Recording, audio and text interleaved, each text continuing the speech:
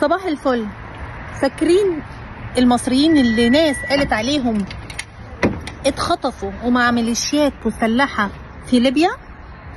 طبعا ده كان كلام فاضي. ليه بقى؟ لان النهاردة تم ترحيل ال3 الأقباط اللي كنا بندور عليهم، وقالوا لنا اهاليهم ان هم في ميليشيات مسلحة واخدينهم وطالبين فدية وطالبين، ودول دواعش ودول ودول ودول. طلع الكلام غلط.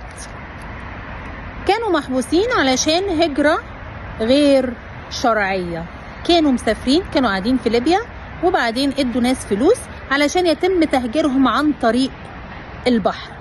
اتمسكوا جوه البحر بعد خروجهم من ساعتين في قلب البحر. النهاردة تم تحريرهم من قبل السلطات الحكومية الليبية وراجعين لبلادهم مصر. النهاردة ال3 أقباط اللي كنا بندور عليهم، من ضمنهم اللي اسمه كيرلس طلعت، كانوا هربانين هجرة غير شرعية، والحكومة الليبية مسكتهم وإجراءات معينة ورحلوا عدد كبير منهم. النهاردة راجعين لبيوتهم. النهاردة مبروك للأسرة، ألف ألف مبروك.